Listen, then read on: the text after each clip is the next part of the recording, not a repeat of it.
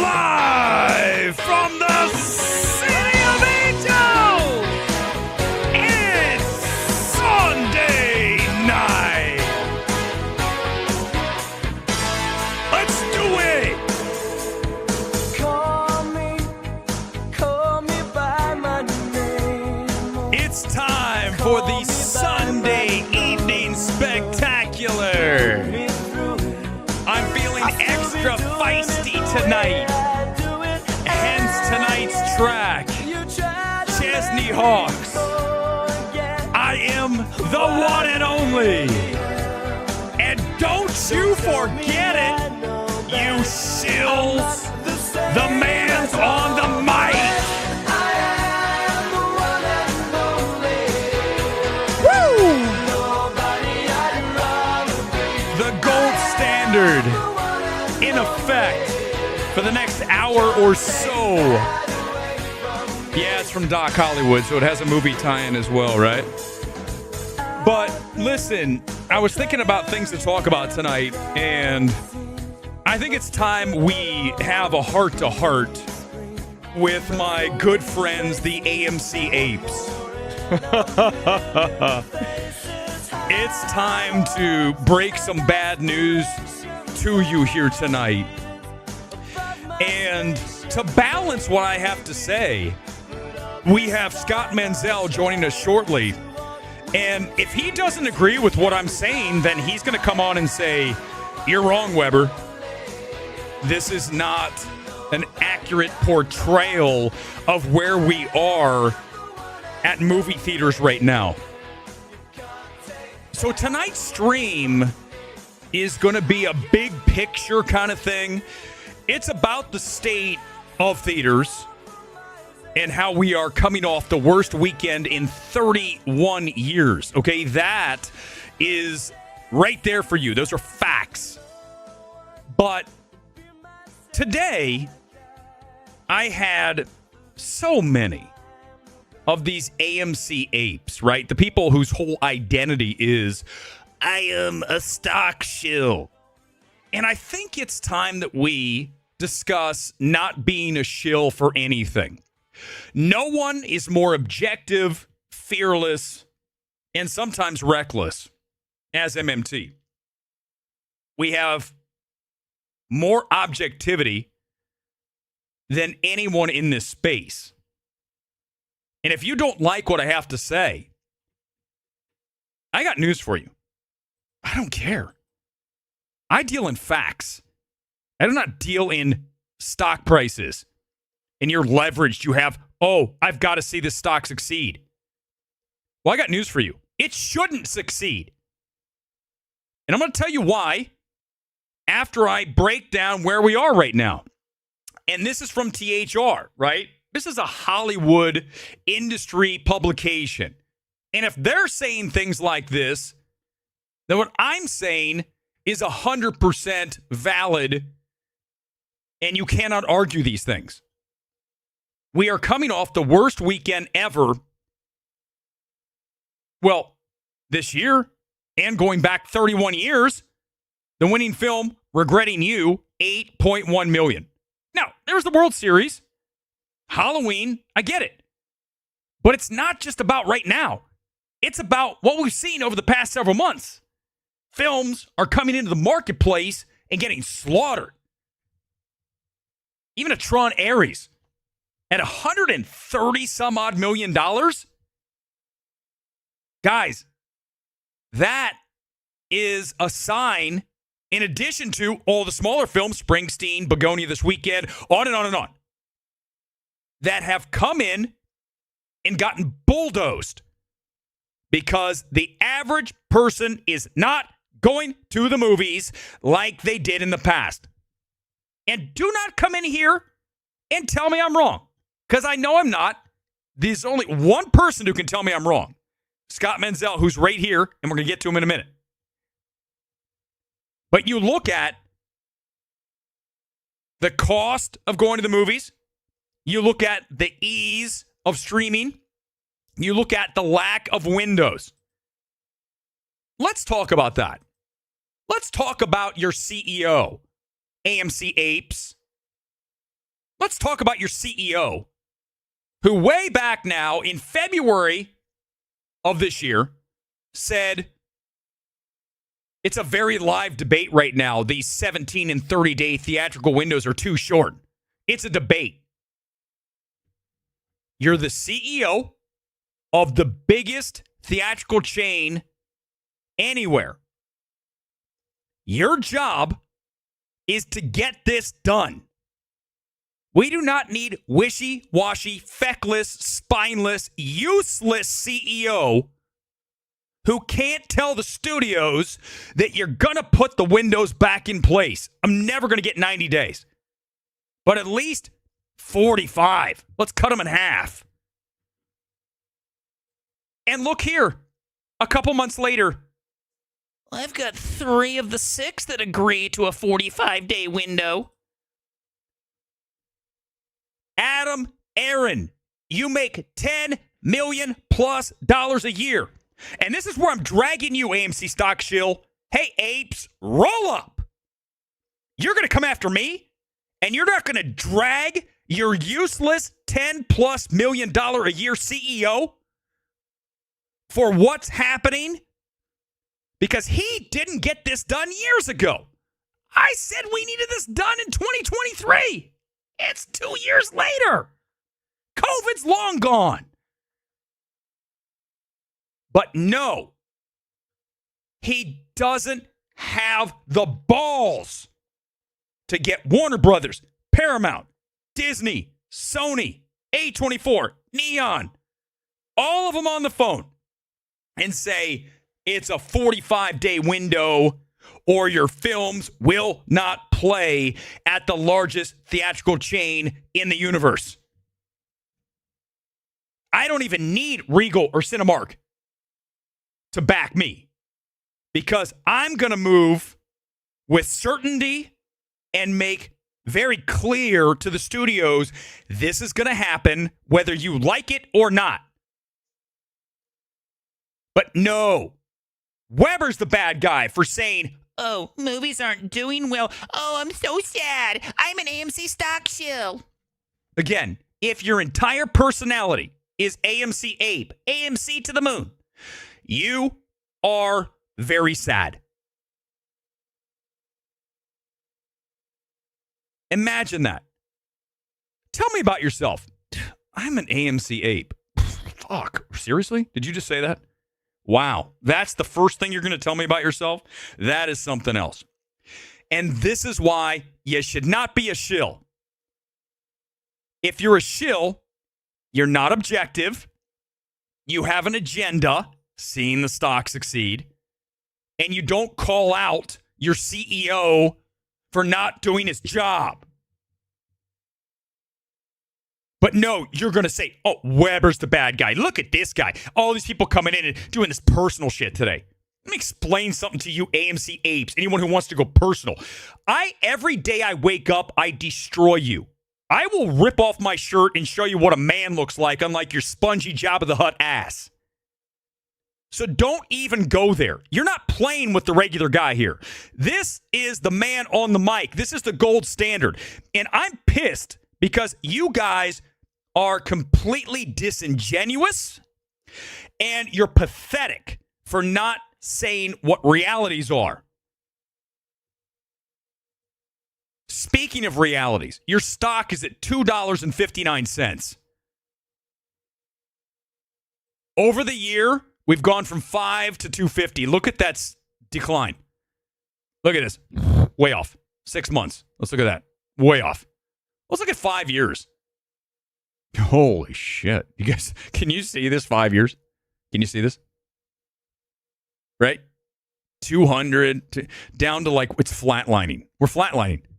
But I'm the bad guy. No. I got news for you. Look in the mirror. You're the one with the problem. Not the man. Right here tonight. Now, here's what I'm telling you. Movies are dying. Movies are going to be closing locations. Every chain will be closing locations within the next 6 months to 1 year max, because there aren't enough hits to save these theaters. You cannot have one big film and then 2 to 3 months of nothing. You cannot wait until Wicked at the end of the month in Zootopia. That's going to help. But what about these other weekends when there's no one there? When they're losing money? That's the thing, right? It's always about when you're the ape, when you're the stock shill, when you're a shill for anything. It's always about bringing in some kind of example that can present your case and, oh, look, but no, look, now. No, how about this? How about we talk about this weekend? How about we talk about recently?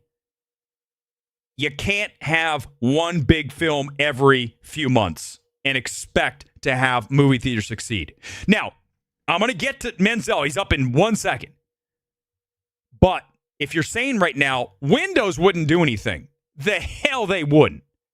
At least they would get people back into the mindset that if you wait, you're going to have to wait. We're not going to sit here and give it to you in 17 days. It's 45, a month and a half.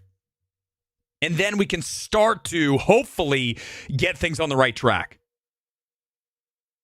But I beg of you, don't be so disinteresting by being someone who cheerleads for something 24/7, 365 with no objectivity, with no ability to change your mind or to criticize something because you are a shill. You're better than that. At least I hope you are. Let's bring in Scott Menzel live here on this Sunday night. Fire and brimstone to start here tonight, Scott. But here's what I want to ask you. And we talked just briefly before the stream started. And I said, I'm going to present a case, throw it out there, and then I want you to come on, and I want you to tell me if what I just said, certainly about the state of moviegoing, the state of the industry right now, is it fair or not? And I give the floor to you. I mean, I think it's 100% fair. I mean, just look at the domestic yearly box office. We're looking at about, what are we at here? We're at 6 billion right now, 6.9 billion in 2025. Last year, we were at 8.5 in 2023, we were at 8.9. And then in 2022, we're at 7.3. So we're down from the last 2 years. The year's already not over, right? It's not over. And we have some films coming in. But here's the thing. We're a month and a half. We're about 2 months away. Okay, so here's the thing, Scott. Maybe we'll be lucky we get up to 7. Okay, let me ask you. Sorry, 8. Okay, so yes. Okay, but let's go and drill down on films like over the past few weeks, a Springsteen, like Begonia this weekend. Like these smaller films that aren't viewed as the big must-see tent poles, right? The 4 quad, everybody's interested, and you end up with a chance to get to $1 billion. These films that are not viewed like that are dying, okay? It is not even... It's so obvious when you look at these films, they're not hitting like they used to. Is that fair? Yes, these movies are not hitting. And I think the reason why, you nailed a couple of reasons. I mean, one of the big things that you did not mention yet, and we talked about earlier this week, is that I really do agree with your statement. I was thinking about it a lot, is I don't think going to the movies is cool anymore. I really don't. I think people kind of look at it as a place for suckers to go, people who are just throwing money away. Like you talked about, like the average person going on a date to the movies, if they're actually going to go do it the right way, get, a soda, popcorn, and all that stuff, you're spending a minimum of like $40 to $50. at night. And I think when you start adding in the lower quality of storytelling, which is very apparent in most of these movies, Mm-hmm. I would say 90% of the movies have a much lower quality of writing to them. And you have bad movie theater experiences, whether it's the people talking, people on their cell phone, all this other stuff. It just takes away from it. And it really just feels like a place that it's so funny, like AMC, like it's like we come to this place for magic, and it sort of feels like the magic is sucked out of it for the most part. 100% right. When we grew up, okay, I'm older than you, but still, we're both of ages that going to the movies was like the place. I met my friends there. We went out. We saw at least one movie every week, I would suggest. When I was in my teens and even 20s and college and all that, we went to the movies a lot. Now, I bet if you ask the average college age kid the last time they went to the movies, they're going to say something like Minecraft. And that was earlier this year, way back in winter/early spring, okay? It's been forever. It's just not the place to be unless it becomes a meme. And that is a big part of this. So even if we get all these things back, I just don't think that we are going to ever be where we were certainly in the past, or even I would suggest even a few years ago when we had Barbenheimer and all that. It was a resurgence of COVID excitement, right? We were told we can't go to the movies or everyone you know will die. And then they said, oh my God, I'm back in a movie theater. This is great. And now that has expired and the novelty is worn off again. And to your point, the movies are bad. And all of this is combining to really sabotage movie theaters. And am I wrong by saying that these places are going to start closing? You're going to start seeing locations close? Tell your story about when you were on the road recently. Okay. No, I mean, so I travel a lot for work. You know, I wear many hats in this industry and I do a lot of different things. And one of the things I do is I travel to different states and I work with Cal and I take them to different conventions. And one of the things I try to do when I'm there in all these different areas is either go to a movie theater myself or check out the area and look at my Regal app or my AMC app and see how many people are going to be in a movie theater at any given time. And in the last couple of months, I sent a lot of photos to Erick basically saying, look at this. This is the town I'm in. Look at this AMC. Look at this Regal. There is nobody in these theaters. And I'm talking about like there is like 4 to 5 people in a theater. And it is brutal to kind of see this. It was the second week after Tron opened. I was in North Carolina, a big, huge theater. I think it had either 14 or 18 screens. I walked into the IMAX to look at Tron. And there was, you're talking about 5 o'clock in the afternoon on a Saturday. On a Saturday. And there was probably 12 people in the movie theater in an entire IMAX theater. Now we get it. Tron bombed, okay? But in the past, I would argue even in 2023, Scott, if you put Tron out in 2023, it would have done better. I think that's the thing people are missing. It's that resurgence of interest in cinema came right after the COVID closures. And now that has expired, and like I said, the novelty's worn off, these films are not hitting the same way they were even in 2023. I mean, you look at an Avatar, right? The new Avatar's coming out here in a few months. That film, the last one, was out in 2023, if I'm not mistaken, right? It wasn't 22, it's 23.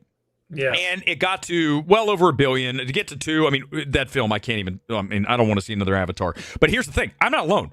You watch. Even an Avatar is going to go lower, okay? Everything's going to come under where it was because we are starting to lose, as Seinfeld talked about, and a lot of people dragged him for it, movies don't have the same cultural relevance that they did in the past. Yes, I would agree with that. And I also think that there's a lot more reasons than anyone wants to talk about. Like you can blame the windows, and I'm not denying that the windows don't have any place in this. I think they really do have a place, but you can't put a window on something that nobody has interest in seeing. It's still going to bomb. If something is literally coming out the first weekend and it's making like Shelby Oaks, right? Let's just take that for example, right? If Shelby Oaks is not making money the first weekend, forcing it in theaters for 45 days is certainly not going to help it make any more money. Okay, here's the thing. Okay, let me stop you because that's the argument I think people aren't understanding. No way do I think that would help all of a sudden Shelby Oaks become a hit. But here's the thing. It's about reestablishing this understanding with the audience that if they want to see a movie, they're going to have to wait 6 weeks before you get anything at home. Forget about individual films. It affects the entire landscape when you enforce the law, which is 6 weeks until it comes home. So if you're on the fence, you might then go because you don't want to wait 6 weeks. So it's gonna take some time to get people to get back to that. Okay, tell me where I'm wrong. The problem is that before 2020, you really only had Netflix, and Netflix was kind of the gold, its own gold standard of streaming content. That was the gold standard of streaming content at the time was Netflix. Because of the pandemic, because of all this stuff, you have Disney Plus, you have Peacock, you have Apple TV, and some of these were there. I know people are going to say some of them existed before 2020. You're 100% right, they did. But that boom really came in where everyone decided to do a streamer and everyone had streaming content. So now what you're thinking about is, and this is where I think the losing argument is, unless it's a cultural significant movie, right? Like a Wicked, like I don't know, like what James Bond maybe. Don't say Avatar. No, like something that's like Marvel used to be an event film. Used to be. Harry Potter used to, like those things that feel like an event. That's what matters. But now, your idea of like people are going to wait, people are going to forget about it. No one cares. Like no one cares. These things are just not as important anymore. Well, to most exactly. people. That's what Seinfeld was talking about. But it's also because you have, not only do you have all the streamers and all the content and you go watch, but you also have all these other distractions, whether it's the TikTok, YouTube, Instagram, like all of this stuff. You're constantly building content. You're constantly consuming content, whether or not it's produce content that's like really, really good and really shiny and all that stuff, or if it's just generic content. But at the same time, that's what we become. So like our attention spans have shrunk, but also the quality of stuff has just gone downhill. It's like when you're watching stuff, like I watch so many movies and I keep hearing everyone go like, oh, it's so visually spectacular. It's like, it's like every movie, like, yes, they look good, but it's also like they should look good for how much money they throw into it. Exactly. And listen, this year's been bad. Last year was bad. I see way more poor films than great films. And if you're somebody who goes once in a while and you stumble across, let's suggest Mickey 17, which I dragged endlessly, right? Okay, right? Yeah. And one of the worst things I've ever seen in my life, okay? But imagine walking in and paying to watch Bong, right? Off of Parasite, here we go, Mickey 17. And you watch that film, and when I went to see it here in Burbank, a guy got up and left his popcorn, everything, never came back.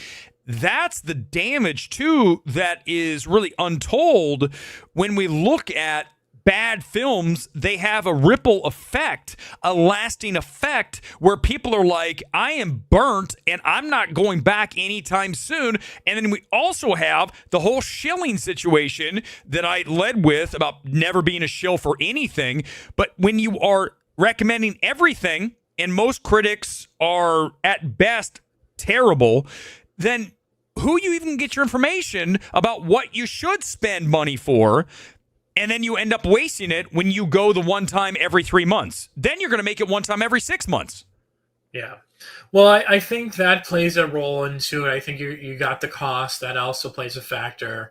I also just feel in general that the whole cinematic experience is missing, right? Like I don't think it's really as exciting anymore as people used to make it out to be, right?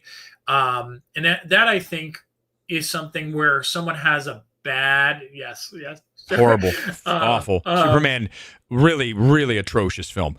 And But again, and then Superman was like a movie I was looking forward to, and then again, Superman bends you over, right? I mean, this has been, dude, we have not seen a great film, a film that we were looking forward to. We have not had a great one. They're always underwhelming. When's the last time we were excited, except for Wicked? You saw Wicked. You liked Wicked. Yes, but here's the point I was getting to. The point that I'm getting to is that the one thing we're forgetting about is, unlike most of us who either are doing this for some kind of work, show, whatever the case may be, the average person, when they're going for enjoyment, if they have a bad cinematic experience, if they go to a movie theater and someone's on their phone, if someone's rude, if some fight breaks out, if something happens, that is the last time they're going. Oh, 100%. I'll share a story with you. Okay. That it's crazy because they still bring it up to this day. Two of my best friends live back east. Okay. We went to see The Strangers, not these crappy remakes, the original Strangers. Yes, way back when. And we had such a horrible time at that screening where like people were screaming at the screen, yelling, fighting in the movie theater. And it was like one of the theaters in New Jersey that I used to go to. I think it was the AMC in Union, New Jersey.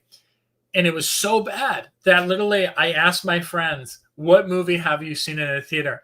They saw Black Panther, the first one. Uh-huh. And then they saw like one other movie, like recently. Like, and every time I talk to them, it's like, oh, I hate going to the movies because of that experience. Like they remember it. Wow. And there's so many people. Yeah, it's so long ago, right? It's exactly. so long ago. But again, all the stories you read online, right? All the stuff on Twitter, on X, whatever you want to fucking call it. It's always negative. Oh, look at this guy falling asleep in the movie theater. Look at this guy like punching someone in this. Look at these kids being rowdy in the movie theater. And it just reassures people's feelings like, I don't want to go there. Why should I spend my money to do this? It took me a second to get this comment, by the way, Scott. I was like, what's Kuzma saying here? Left screen is a Michael Bay film, and the right is a Woody Allen film. Good Lord. I mean, listen, first of all, do you guys like, we put the Dodgers blue out tonight for MMT. Okay, I got the blue kit. We got the blue highlights. I mean, there's a lot of artistic value in what you're watching, in addition to all the knowledge that's being spewed here tonight. Thanks for being here live on MMT on this Sunday night. But yeah, I mean, listen, there are so many factors. It's not one thing. It's not two. We could just keep going and going and going. But the sad reality, and this is where I think we will wrap this, because I think this is unfortunately not what I want to say, but I want to see if you agree. Again, we will never go back to the time when movies were the center of the universe. I remember seeing Avengers Endgame in 2019, right before COVID. Every single screening was sold out up at Burbank. Not just IMAX, Dolby Prime. Everything was completely packed. And I remember saying, this will probably be the last time this ever happens. You kind of knew. And now, then, didn't even know COVID was coming. And then bang, and now the whole world is a different universe than it was in 2019. And as our good friend, when you look at someone who's always got their finger on the pulse, right? When you look at a director who says that movies died in 2019 in Quentin Tarantino, it's pretty hard to argue that he might be dead on. Yeah. I mean, the saving grace is always like those 5 to 10 movies that you see that really kind of like knock your socks off every year. And I don't even know if there's 10 of those a year anymore. I would probably say it's probably down to what would you say, 4 to 5, maybe. Events, like major event films. Yeah, I mean, like yeah, I'm probably. About like, see, the thing is too, is when we talk, it's a lot different, right? Because we're talking from film lover point of view or film aficionado point of view. The average person, though, going to the movies, like seeing imagine a regular person like going, oh, I'm so excited for that Mission Impossible It's gonna be so good. Right, I've been right. waiting for this. Oh, And then you watch Mission Impossible and you go like, oh. oh my God, what was this? Or Yes, yes. Gladiator 2. Oh, Or oh. like, I'm trying to think like what other Jurassic things- World, the last one. Jurassic World. I Oh. mean, well, the last freaking like bunch of them. Superman. Oh. Superman, yeah. So you just get a Fantastic Four. I mean, I think it's fine, but it's still like, not that great. Thunderbolts. Like, you just keep going down these movies, and they're just like, they're mediocre at best. They're all mediocre. Agreed, and I really like Fantastic Four. And look, no further than Marvel. When you talk about films that were in the 700 plus million to $1 billion, and now you're lucky to get to 400 million on a Marvel film. Okay, so if you think that Infinity Wars, or whatever the hell the next one's called, what is it? Avengers War, whatever the hell it's called, doesn't matter. Secret Wars. But here's the thing, right? Doomsday. When you look at these, not the big CBM guy, okay, but I've watched them obviously because they move the marketplace, but not anymore. So if you think that Avengers, the next one, is going to do the same numbers that Endgame, no way, unless it is truly not from the hyperbole perspective, but from the truth perspective, a great film, then it will not hit like it did in the past. It has to be like near true masterpiece, not a quote masterpiece. Oh, I agree. Right? And we just, I don't have any faith that's going to happen. No, based on what we've seen. I mean, that's what I'm saying. At the end of the day, like, you look at all these films that are coming out, and there's just no excitement. There's just no real excitement. Like the you know, you got to give credit to like Universal, honestly, for what they're doing with Wicked. I mean, since that embargo broke, every day it's been trending on social media. Now the question is, will it be able to hold up for the next 22 days? Right, it's a long time. Yeah, they let you see that really early. It's a 3-week lead-in to it, but they're obviously doing a bunch of premieres throughout the world. Yes, that's the new thing. They're hoping that they're going to get that, and they're going to get some more things going. But I do worry, like, is it going to get to the point where everyone's going to be burnt out of talking about it before they even see it? And that's why you've got to time these things right. I feel like sometimes the studios miss. They get everyone excited to see a movie, and then you want to go this weekend, right? You're saying, hey, it's a masterpiece. It's great. Oh, my God, what a finish. And then you go, wait, what's this weekend? Oh, it's Predator. Another fucking Predator movie. Like, how can anyone be excited about that? Like, what's the best possible Predator version of that franchise that you could even get?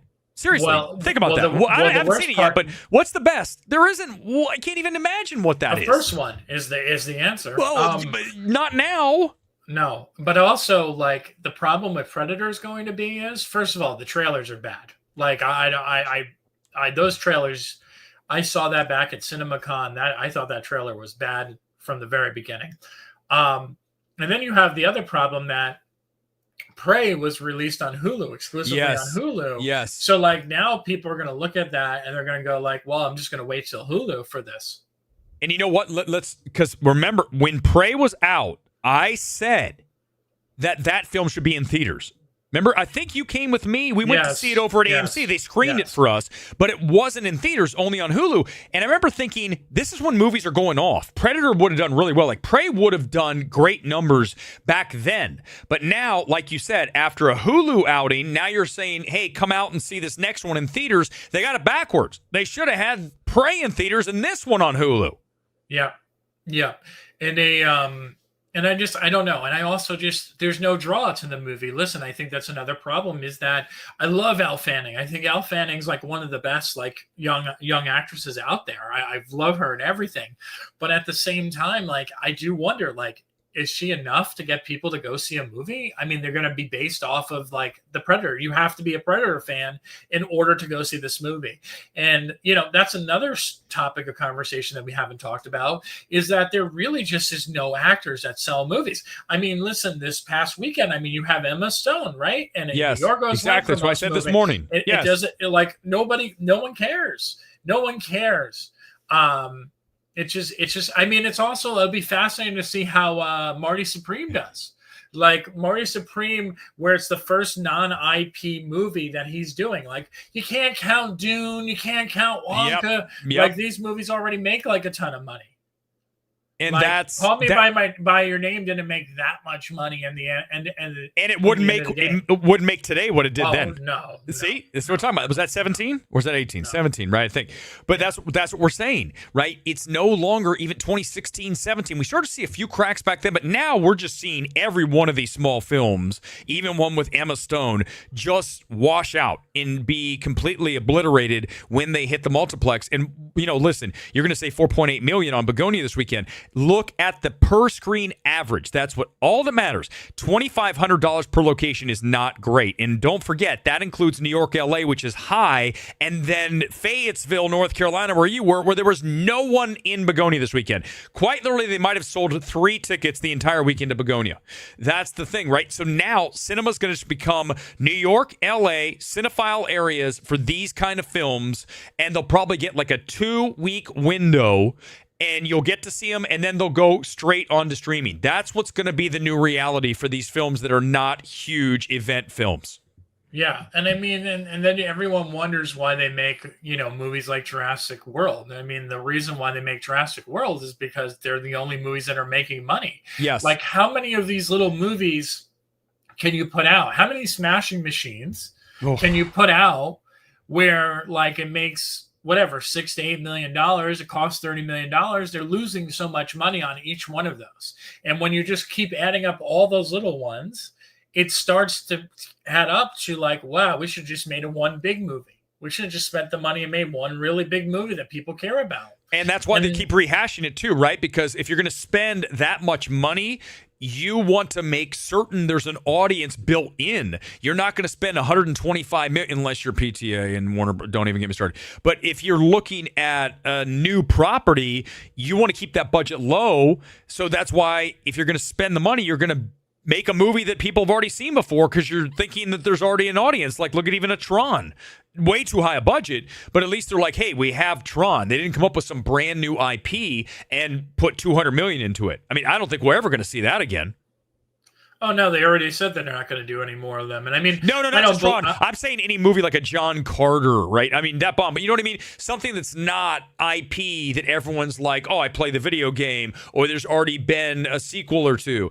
You're just never going to get an original film that has a high budget again because the chances of it succeeding are next to zero in this climate. Well, yeah, because I mean, when we grew up, I mean, there were so many movies, like just looking at like movies from the 90s, right? There was a lot of small, ballsy little comedies that came out, right? That had like a budget of like $6 to $8 million back then. And, they were weird. I mean, there were some weird ass movies like Dead Man on Campus, Joe's Apartment. Like, there was some weird ass shit that Joe's apartment. There's so many. Like, I think of like all these obscure little movies like Can't Hardly Wait. Like, there were so many things like that. And now all those movies. Like, I was watching Regretting You this weekend in the theater, and I literally said to myself, like, I am so programmed now, even as a film critic, to say like, this movie. Why am I watching this movie in the theater? I should be watching this on Netflix. That's literally my reaction when I was watching it. I was like, this is something I would watch on Netflix or Hulu. Exactly. And that's the problem, is getting people to recalibrate their minds to going to a movie theater to see something that looks streaming. I don't think it's ever going to happen because we've let the genie out of the bottle, cliche, but that's the truth, right? You can't get it back in. And that's the reality, that these films, we're not even going to get as many of these films too, because the studios are going to be like, I don't want to even make this. Like, I don't even know what to do with this. And it's a shame. We're all going to lose. Okay. I'm not happy talking about here tonight about AMC stock shills and movies in a bad place. I don't want to be that. I want to be, this whole channel is about movies and going to movie theaters. So don't think that I love doing this, but I can't. I'm built, and I know you're the same way. It's why we get along so well. You can't say something you don't believe in. And I firmly believe, as do you here tonight, that movies are in big trouble. I mean, listen, I'm going to read these titles off, okay? These movies are coming out Friday. They are going to all make under $10 million. I would say some of them are lucky if they even make $5 million. Ready? Christie, Die My Love, Nuremberg, Sarah's Oil, Sentimental Value, Train Dreams. All those dead. are coming All out this dead. week. All 100% dead. Every one of those films will be lucky to get to 2,500 per. I mean, if Emma Stone can't get to 2,500 per, these films, none of them will. Not even close. Unless they're platformed in New York, LA, where all the cinephiles are. Yeah. Like the Robert Pattinson film, that thing's dead. Okay? That thing is so dead. 2 million box office max. I saw it. I kind of liked it, but at the same time, I'm no fool. I can literally watch something and I go, this is so inaccessible. This is a problem too. Well, that's right. And that's what they're doing now. The studios are putting something like this: Best Movie of the Year, Movie Fan 34 from Letterboxd. That's where we're at. Okay, where everybody has an opinion they can use. In the past, right, you had to earn the 2 thumbs up from Siskel and Ebert. Now there isn't anything like that. I mean, Scott and I no problem, we can do it. But it's just that world's gone. Even if we did a Siskel and Ebert, which we did, it was awesome. I enjoyed doing it, and I think we would be better than anybody in this space, period. No contest. But here's the thing. That time period's over. Now they just have so much noise out there that everybody is a critic, and you don't do any discerning about who is truly valued for their word, and then you end up with things like this right here on the bottom of the screen. Well, no. So there's so many problems.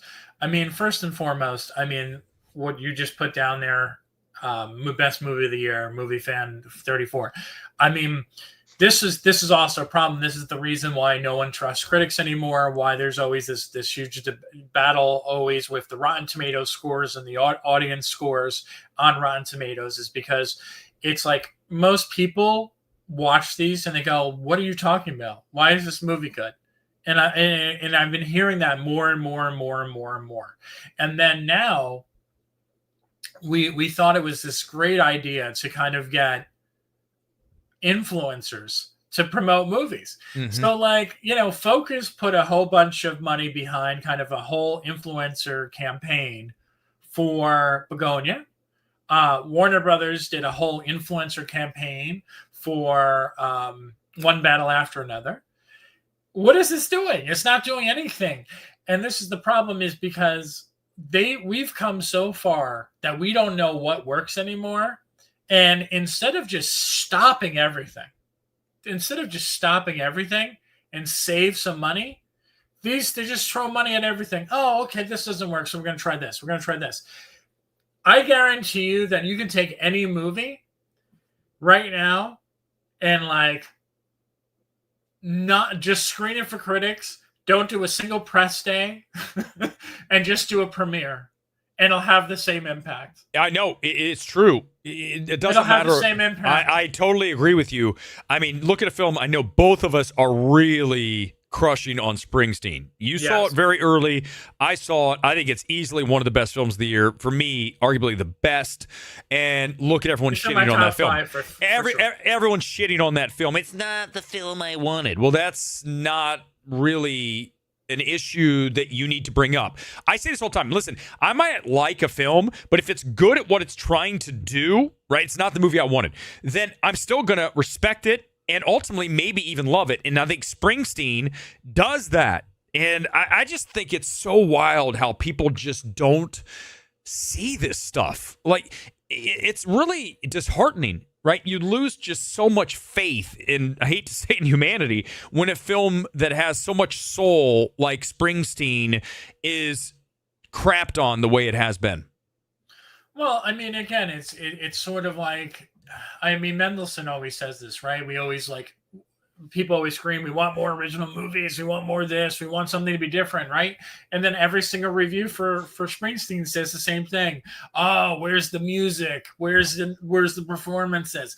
So you don't want a straightforward biopic, but then you're complaining that it's not a straightforward biopic. Right. I mean, it's like you can't win. And I think we're really in this such a tough spot. I always say this to people. I literally look at, and I'm sorry. I look at all these things that have been going on with studios are spending all this money for. I bring this one up because it actually pisses me off the most.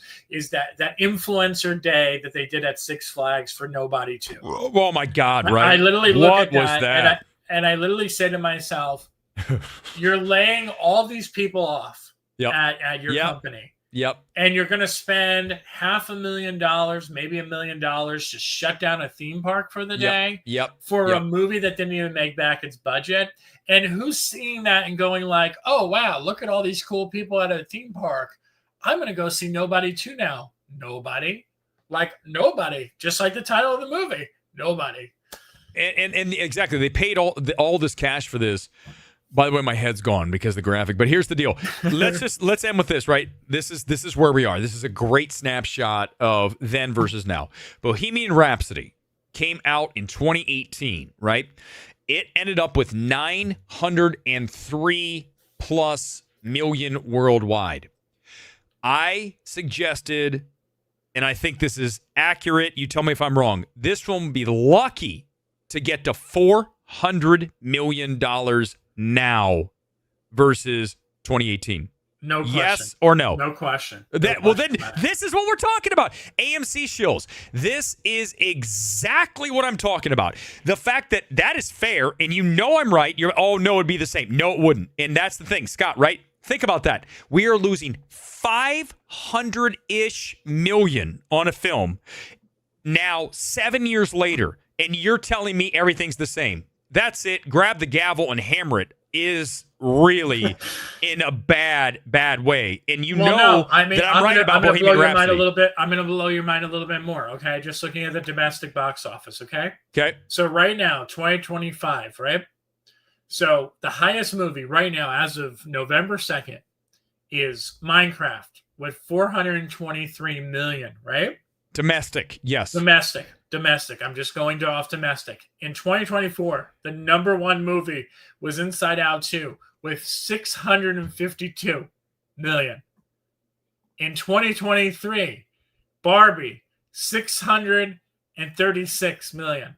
So right there, just comparing that's a huge step down. Yep. A massive step down.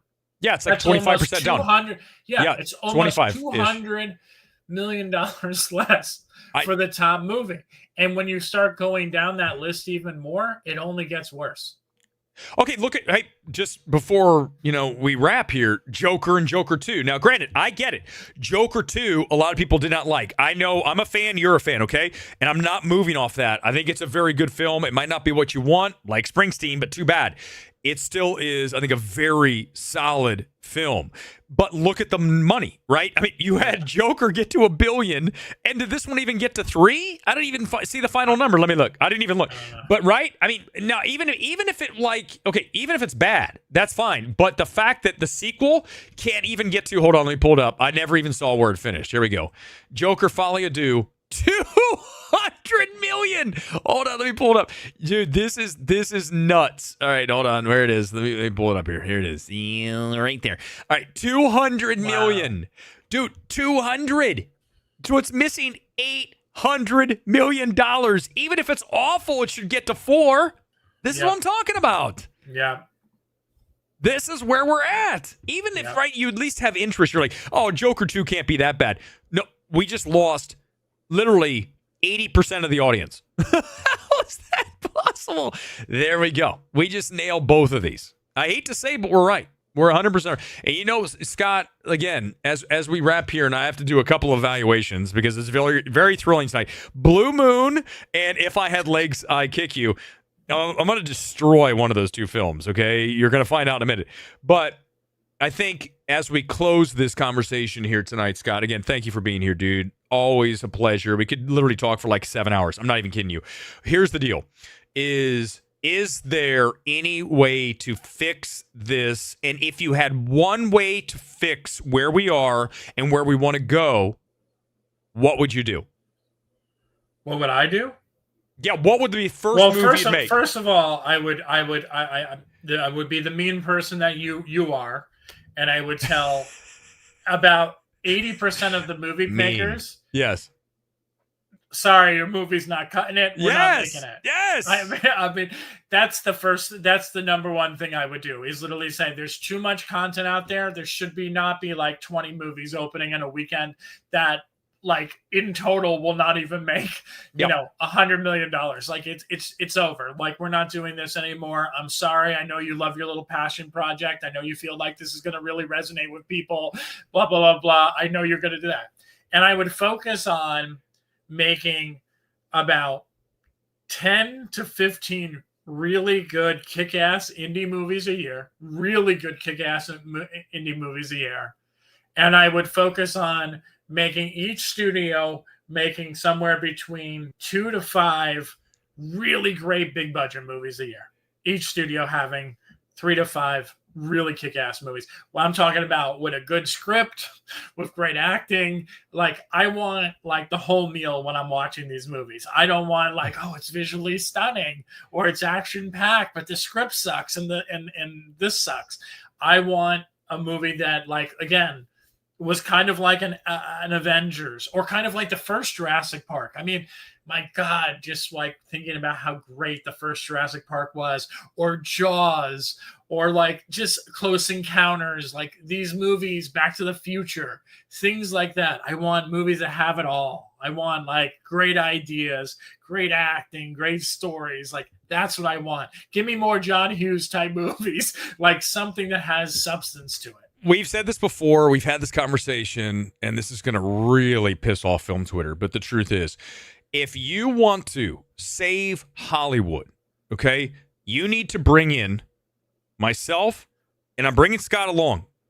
This is a 1-2 punch, and we will make certain that every film that gets released is the best possible version of the film. And if that means telling the director that you've got to go back in and reshoot this movie, okay, then that's what we're going to do. So the offer has been extended to every studio in this town. If you want to make better films, we will help you. And that's not a joke. That is not hyperbole.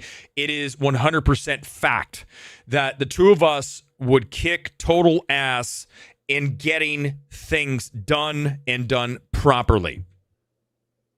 Yeah. I mean, I think I'm reading all these comments. I'm so distracted by them. I don't think you can forget indie movies because indie movies have always been part of the culture. People just don't realize it. Like American Beauty in a lot of ways is kind of an indie movie. Like it's kind of an indie movie.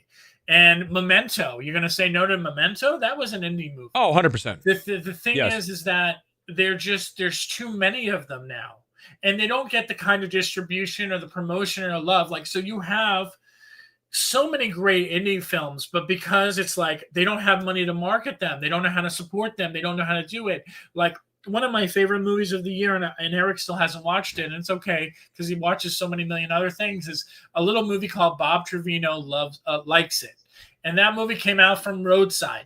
And no one knows that pays attention to any Roadside movies. You don't even have to believe me when I say that because look at Kissing the Spider-Woman.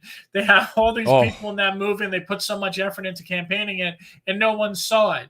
Twinless was also from them, which is a great fucking movie. It is. Nobody saw it. So the thing is that you are getting these good movies and it's again, they're getting lost in the shuffle because you have 15 of them come out a week. Who's going to see it? Like when there's no marketing for fall. it, there's no campaign. Always in the fall, right? Let's get all these awards films. You're better off giving it to me in March so I can get over the abomination that is Mickey 17. I mean, we need more of these films spread out. I'm so tired of the studios dumping everything at the end of the year, and then I have to race around, and then I don't have the proper attention for every film, and something goes astray because I can't get to all of them, and then that's the film I wanted to watch. But instead, in March, I'm watching some random film up at the 8 that is from Blue Fox Entertainment because there's nothing else. Spread these things out. That's another way to sort of course correct. But Scott, ultimately, we cannot fix it. It's not going to be ever like it was in the past. And there will be movie theaters closing near you in the very near future? Yes or no, and then we'll wrap. Yes or no, is that true? Oh, no question about it. I mean, I'm like, it makes me laugh because everyone's still holding out hope about the ArcLight reopening. Apparently, like they just signed a thing to get like the licensing back. It's like, okay, great. Like this theater opens, it's like in Tinseltown. Like it's like, who cares? Like it's like big deal that your haven's going to open. Meanwhile, all theaters around the country are struggling. Like it's stop living in your bubble. Stop living in this bubble. Let's move past this at this point. And for me, it's hard because I go to AMC Burbank, which is the number one AMC location. So I don't even see what it'd be like if I go back to my hometown of Columbus and go to the Gateway Center, I believe it is. AMC has, at least I know someone has a theater there. There's a few of them there, but not nearly as heavily trafficked as AMC Burbank. That's the thing. For some of you, you've already seen this, right? You've seen this play out at your local multiplex. You're like, oh my God, this is bad. But in Burbank, it's a little bit harder to witness because most of the theaters still look pretty good, but I can definitely tell, and we talked about this earlier, that these theaters are not as packed as they were even a year or two ago. They're just not. And that's here in Burbank. Yeah. No, and I mean, of course they're not, but at the same time, like, you can't just use two cities as your main driving force for a movie. It's like, correct. Again, it's the New York, cost LA. of everything is so much money now. Everything in the budgets are so much higher. Cost of living, all this stuff. It's just the reality of it. And we'll have to leave it there. But listen, it's a sad night tonight. You know, it really is. And unfortunately, we are going to have to suffer. For those of us who love going to the movies, and you do and I do, and let's just enjoy these last year or so that we get these small films, because that's the first thing that's going to go. We're just not going to have them. They're not going to show up at the place anywhere near you. That's for sure. We'll be lucky out here. Are we going anything this week or not? By the way, maybe to that movie on Wednesday. We're going to. Oh, I don't know. I guess we're going to. By the way, hey everyone, come in real quickly. You can tell me. I'll let the viewers decide. Scott, there's a screening of. Is it Eternity? Is that right? Eternity. A screening of Eternity, and guess who's going to be there? Scott, do you know? Elizabeth Olsen. Okay, so Elizabeth Olsen's going to be at like after party. So I'm kind of, even though I say don't ever go to these things, but I feel like after all the discussions I've had about Elizabeth Olsen on this channel and like, you know, falling madly deeply, just my God, I feel like I need to go. It's not going to be creepy. I'll just be there tangentially. And if she wants to come up and pick up the conversation we had at the swimming pool, well, not in the swimming pool, but outside. Okay, I know, right? At the swimming pool at the Beverly Hilton, then you can bear witness. If I don't get a selfie, if I bring Scott on, he'll be like, yes, Olsen was standing next to Weber and they were deep in conversation about, I don't know what, but whatever we decide to talk, probably Eternity, if I like it. You liked it, right? I did. I enjoyed it. Yes. Okay, good. All right, then if you drive, I'll go. That's all. That's the only way I'm going. I'm not driving anywhere in this town ever again. Scott Menzel, everybody, give him a round of applause. Thank you so much, sir. I think I have a sound effect here that might be. Hold on, do I have it? They added sound effects on StreamYard. Hold on, let me see where it is. Where's my sounds? Damn it! I thought I had them here. Hold on. Now I got a QR code. Does that help? Here's sounds. Let's see if I have it. Hold on. Here it is. One more time. All right. Thank you, everybody. Scott Menzel here. Appreciate it, sir. Always a pleasure. All right, guys. Let's do this. Let's get ready for the MMT evaluation tonight. And it is about to show. By the way, I want a little love. For the thumbnail tonight. Shills suck. AMC apes. Now, granted, I ripped this picture off of the internet and kind of just slapped some graphics on it, but I love it, right? Because that's what we led with tonight. And whether or not you want to believe me, you need to understand that we're right. The facts are the facts. And the shills have got to learn that no one is more objective and we are the gold standard. I've only said that how many times? Get ready. It's time for the MMT evaluation of Blue Moon. Now, before you leave, because you're going to run off going, I don't even know what, but let me sell this movie to you. Do you like Ethan Hawke? Okay, then that's a start. Okay, that's a good thing because you're going to very likely enjoy Blue Moon, which features Ethan Hawke And we'll discuss it after 30 seconds of scene setting trailer action. Get ready for the MMTE of Blue Moon. I need a drink. We write together for a quarter of a century. Am I bitter, Larry? Yes. Big smile. We have to work like professionals, Larry. It's a business. I adore this girl. When the girl loves the guy with all of her heart and he doesn't return her feeling. Are you and she? Oh, no. I mean, I'm in love with her. Blue Moon. Okay, that gave you just a bit of it. Rodgers and Hammerstein, right? We've all heard of that duo. Well, before Hammerstein, there was this other dude, okay? And this guy is who Ethan Hawke is playing in Blue Moon. The whole thing is set inside of an Italian restaurant in New York on the night that Oklahoma, we've all seen Oklahoma. Don't tell me you've not seen Oklahoma, right? Exclamation point. When you look at this film, it feels like a play because everything occurs in that restaurant. And Ethan Hawke is just fantastic as this downside of his career writer whose partner has moved on and is about to ascend to heights that he never had as partners with Rodgers.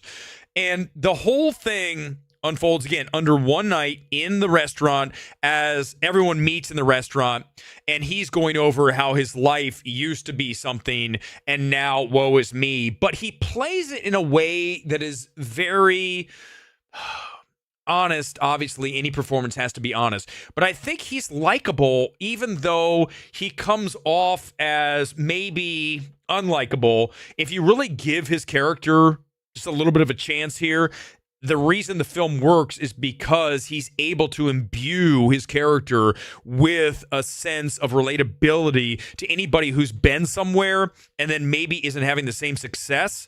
That's an interesting concept, okay? That works, and Ethan Hawke is certainly one of the best performances I've seen this year.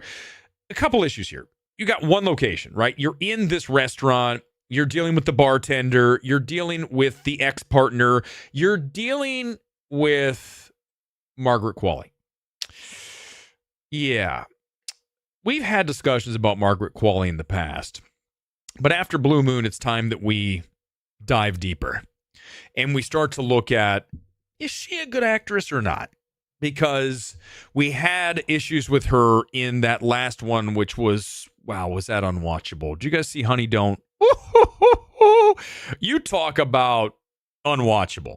That film is easily one of the worst, and this has been a terrible year. So imagine that, the worst film in a bad year. That tells you how bad Honey Don't is. But Qualley does this thing with her accent. She's doing some kind of caricature, okay? She does it in Honey Don't. She's doing it here. And she just needs to be a college girl here who he has a crush on, but she doesn't feel the same way. And instead, she just delivers lines kind of ham-fistedly. Just, what is this? What are you doing? Now, if you don't know, Margaret Qualley happens to be the daughter of Annie McDowell. Yes, Nepo baby. No one talks about that. And I had to kind of look into that because I didn't really know, where did Margaret Qualley come from? She didn't take her mom's last name. She took her dad's. Kind of like Kate Hudson, right? Kate Hudson, I believe, actually has talent, though. Qualley, listen, we love The Substance. She's very good in that. But as a lead, or in this case, it's supporting, but I need her in really little doses.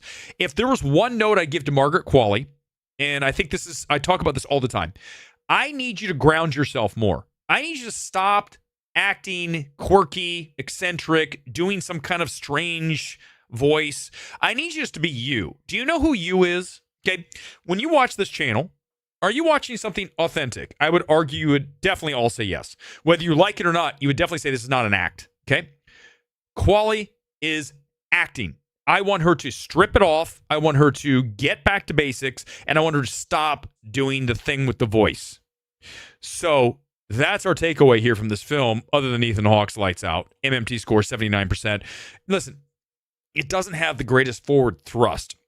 When you're watching the film and you're like, I don't know if I'm going to stick around, because I've told you guys now, I'm going to start walking out of movies. Now, you're going to find out what movie made me want to walk out of a movie, because I just watched it. It's coming up next. This film didn't do that, but I was on the fence. I've got A-list. Okay, I'm an AMC supporter, but I'm not a stock shill. If there's something wrong, I'm going to tell you there is. Not one of these people that rose-colored glasses. Tonight, the white. The Arctic ice glasses tonight. With the Dodgers Gillingham kit. Well, I mean, Dodgers blue. And the Dodgers blue background. You're going to say, are you a Dodgers fan? Well, I live in LA. I'm excited to see that this town actually unified and was just electric last night. Thank God I was safe at home, not out in downtown LA where they're peeling out and donuts and tearing shit apart. Glad I wasn't there. But, okay, so good for the Dodgers, good for LA. At least for 24 hours, it felt safe. Even though they're rioting, it felt safer than usual because people were in a good mood.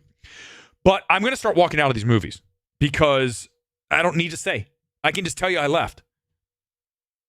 Why do I have to break it down? It's just, I could talk about anything on this channel. I've been going now granted, Menzel's was on for a long time, but you guys know I can routinely go an hour easy. So I don't even need to have 3 evaluations. I've got 2 tonight. I'm going to get second one here in a second. And it's the movie that I hated. And it's the movie that's overrated. What a surprise, guys. Are you shocked? Are you surprised that movie number 2 is yet another of the most hellaciously overrated films of the year? You've been told one of the best. Oh, A24 did it again with If I Had Legs, I'd Kick You. Can we just say this?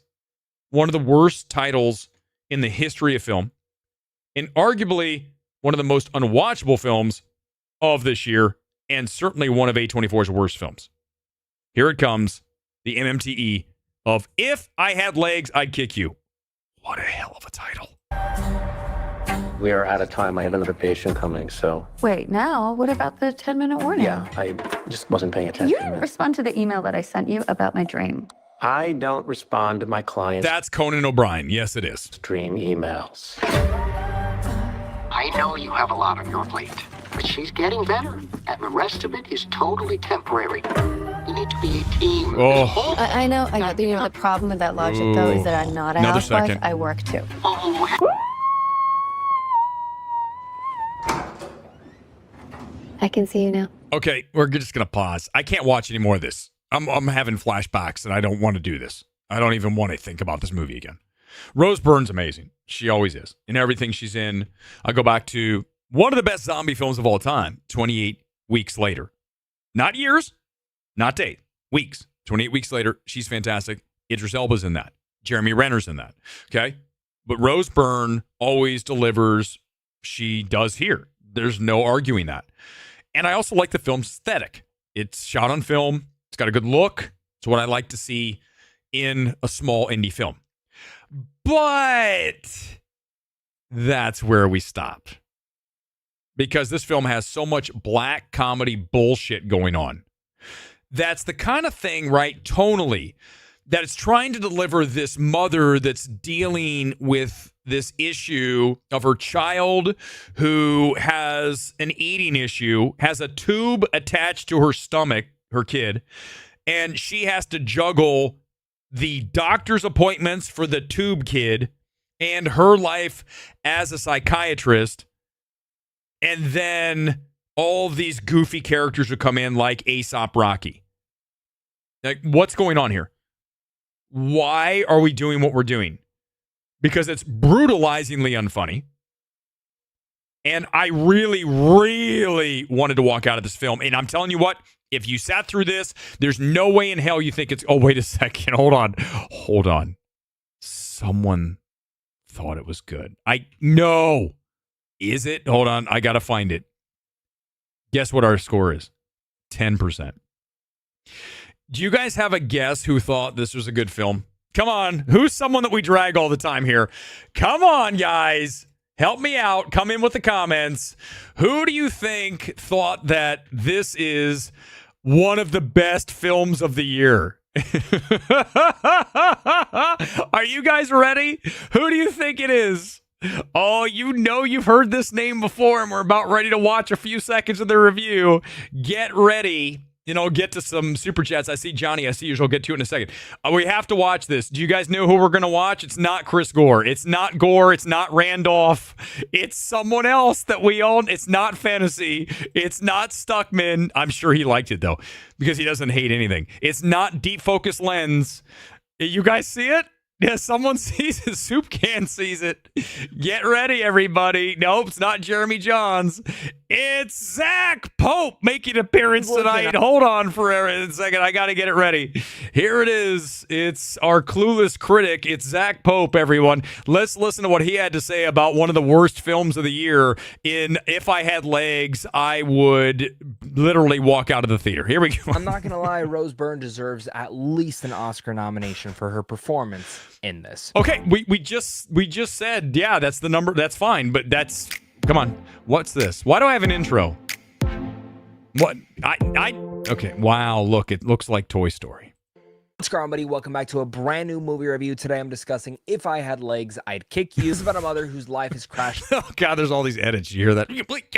Down around her. Linda attempts to navigate. Hold on. I can't listen to him rehash the movie. Corner, and she's done an amazing job being a mom. She's an Okay, he's talking. you No. see throughout this movie. And it very much puts you into the forefront, into the footsteps of Rose Byrne's character. Most movies do that. I would argue Springsteen does that and does it a lot better and doesn't make you want to rip your eyeballs out. To every sort of mentally exhausting situation that you could possibly have. And this is literally the worst week of her life. Okay, I can't. I'm not doing it anymore. But he thought it was great. He thought, let's see, what does he have a score at the end? But I just wanted to mention that he thinks it's one of the best films of the year. So,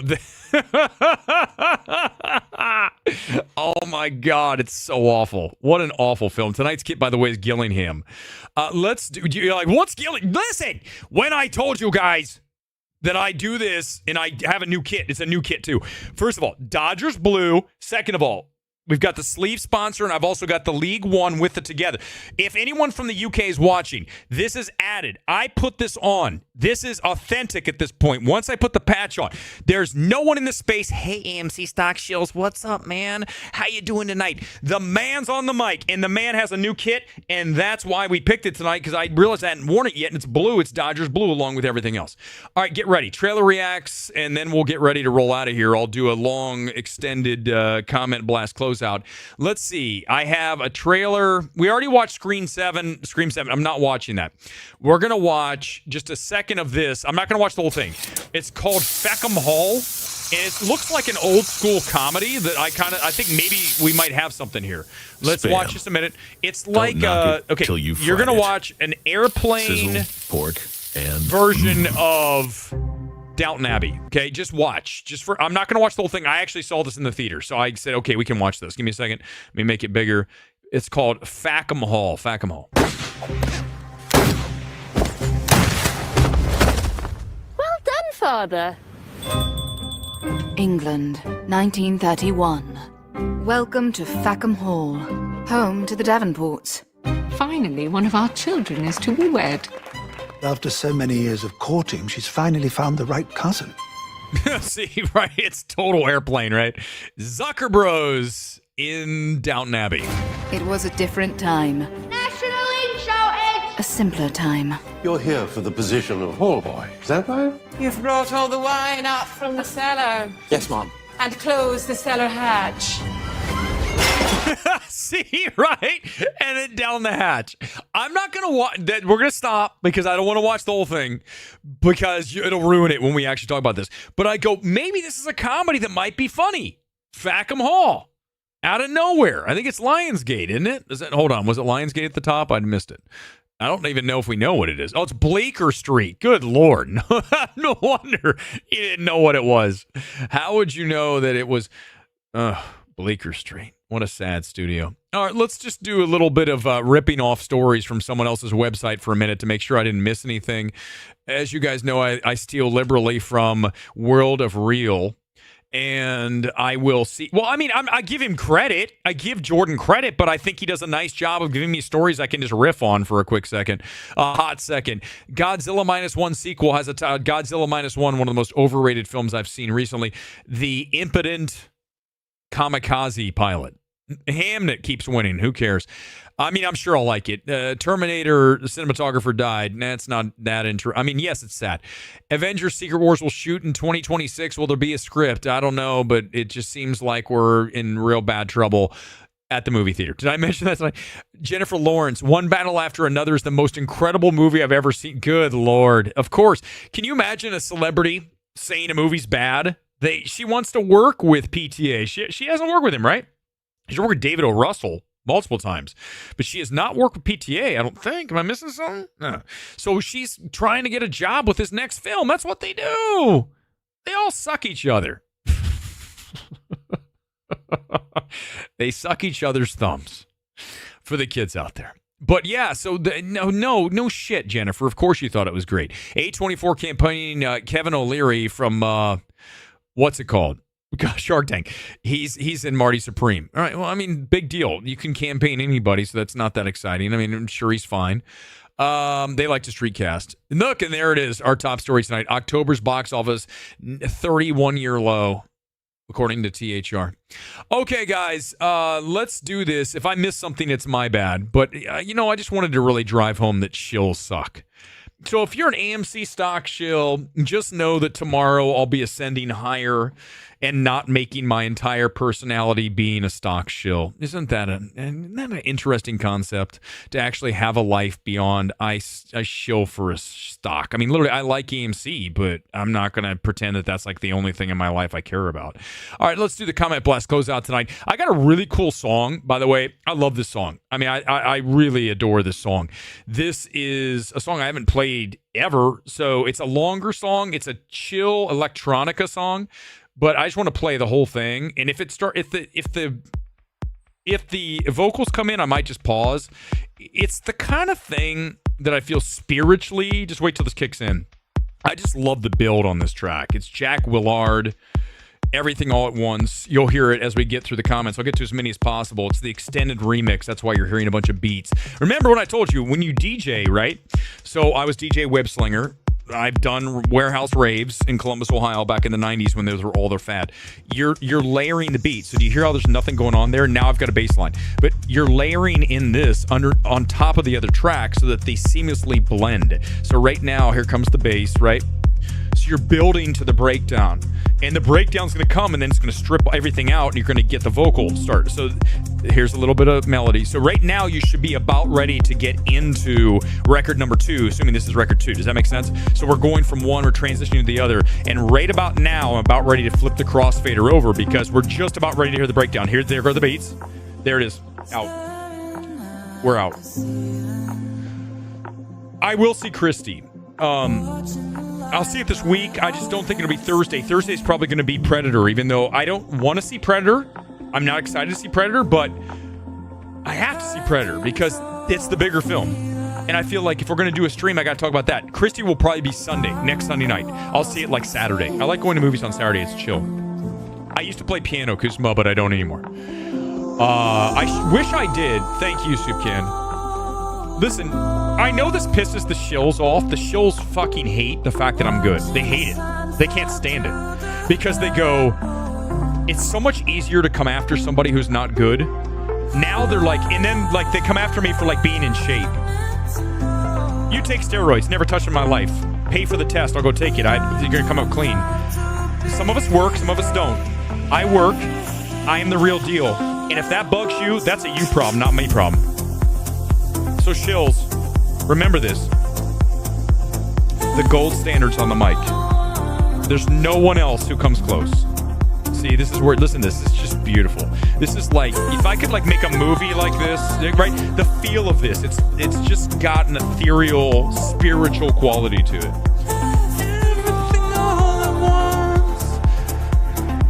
Yeah, no, dude. The one battle is tonally one of the worst films of the year for sure.